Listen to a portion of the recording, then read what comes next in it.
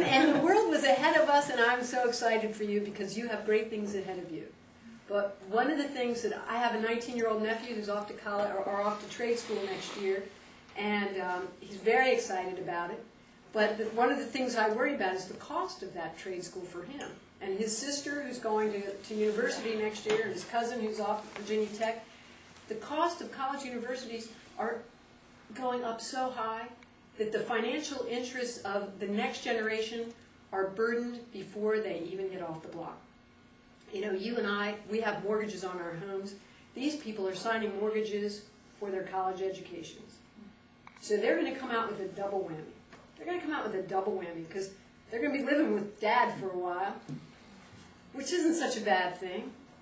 But they're also going to have this burden. And if you look at it, the ease with which you get a loan for college is the same scenario that we've used that had very little federal oversight that got us in this mortgage crisis.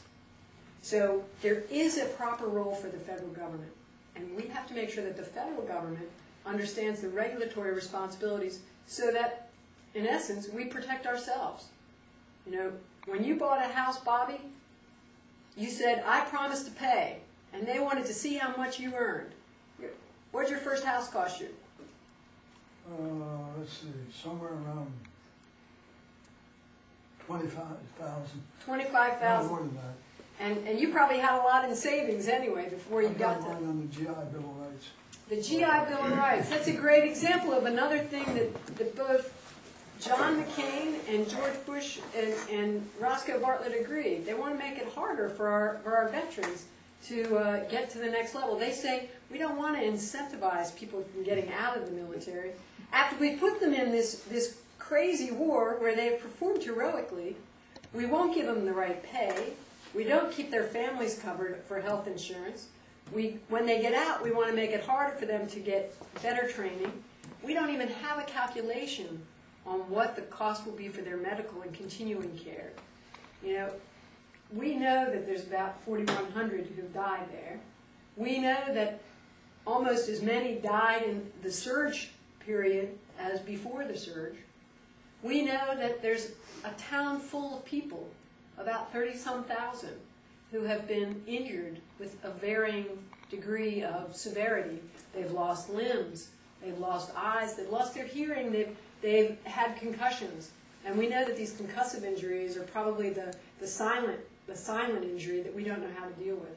We haven't planned for that. We know that's going to be a big burden, going through medical training. Yeah, I'm doing law, so I can fight all of All that. right. So one of the important things that I'm going to ask you to do is to ask your members to pay attention. You know, we try to do all the technology things in campaigns, and every time we get an email address, we add it to a blast, and there's a lady who sends out a memo to people. After the Democratic primary was over, I happily sent out an endorsement of Senator Obama as the Democratic candidate, and I was proud to support Senator Clinton. I thought she waged a good campaign, and I'm also proud now to say that Senator Obama has won fair and square, and I'm foursquare behind him because he is our best chance for universal health care. He is our best chance to invest in renewable energies.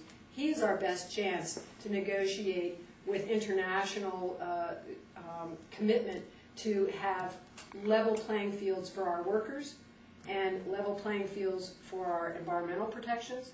And he is the best chance that we have to secure our national standing on diplomacy and peace in the Middle East and throughout the world, because it's not just the Middle East that we have to worry about. I respect Senator Clinton, I respect Senator Obama, and I respect their ability to lead. Obama wins. Great. Then we can move on. Got an email back from a person who happens to be a union member, which it was quite timely that this person responded back. And the person wrote, "Take me off your email list. I don't support your candidate." It was a pretty generic statement. I'm the Democratic nominee for Congress. Of course I'm going to support the Democratic nominee for president.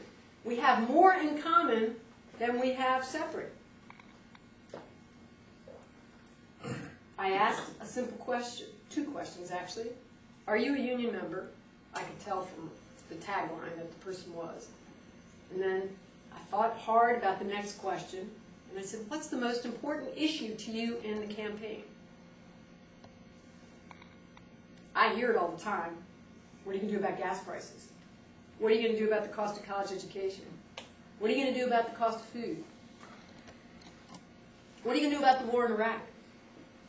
All these things. So I'm like, okay, she's going to ask me something really good. She said, yes, I am a union member. She said, I'm not going to answer you the rest of your question. You have an important job. It's as important as mine to talk to your members and tell them that they have a vested economic interest in paying attention to the issues. Because this goes so far beyond the issues of race, religion, guns, same-sex marriage, or anything else. Those are issues that people will want to latch on to and they'll describe as so important.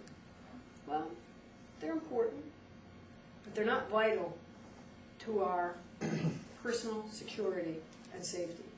Because if we can't afford to live, if we can't afford to feed ourselves, if we can't afford to get an education for the next generation, we are nowhere.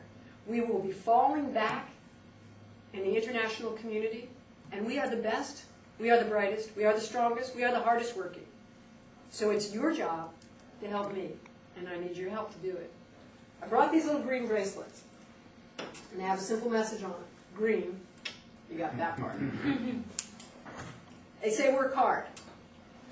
I want you to wear these green bracelets. They don't say anything else. And it's a reminder. It's that Team Jennifer look. We want to make sure that we're working in the right direction. We're pulling people in. And when you look at that green bracelet while you're at work, I want you to say to your coworkers, hey, have you gone to Jennifer08.com? Have you checked out the video blog that we've got going starting next week, Jen at 10, which will talk about the issues that we've heard not only from Washington County and Frederick County, but every single county. You see in the Frederick News Post today that Congressman Bartlett is reluctant to debate in every county. He might not know that there are 8 counties in the 6th Congressional District. There are, and I can tell you, the folks in Baltimore and Harford County feel so disconnected. And rightfully so. Roscoe never goes there. You don't ever see him. Western Maryland is pretty unified, and thanks to people like Pat Heck and Andrew for continuing with the Western Maryland Summit. We have great opportunities to link our ideas together on an annual basis. But the 6th Congressional District is more than just Frederick and West. We have to convince people east of here as well. And we can do it. We can do it because district-wide, there's only 47.5% registered Republicans. The number of independents is so large that we can swing those voters. We have to bring home the Democrats. We have to bring home the Democrats. And we're going to swing some like-minded Republicans too. Because the economy is front and center. You have to remind them. Don't get distracted. Their guns are safe. I'm a Catholic, man. I prayed in school every day. Don't worry about those issues. Those issues are important personally. These issues make it important for all of us. So, make sure you go to our website. Ask Roscoe. There's a telephone number there. Tell Roscoe to debate. We want him in every county. If he doesn't show up, it's a bad move on his part. Because this is not a time for incumbents to hide behind a record of ineffectiveness. Now, I'd love to answer any of your questions that you might have before you have to get to your lawns and before the heat picks up for you. Where are you going to go to law school? Well, I'm hoping for Harvard. I actually go to Washington and Jefferson College right now, and I'm graduating a year early because it does cost $40,000 to go there, and, you know, I'm hoping to do night law school to save some money there as well. So. Oh, that's fantastic. And will you go into public administration with I'm law? going labor law. I'm Labor law? actually hoping to do arbitration. There you go. One of the things I think we have to really work on in terms of the cost of education, you know, coming from a big Irish family, I have 8 nieces and nephews, and the cost of education is really staggering. You know, you go, when I just had my 25th college reunion, and somebody asked me, what did it cost when we went here? I went to Mount St. Mary.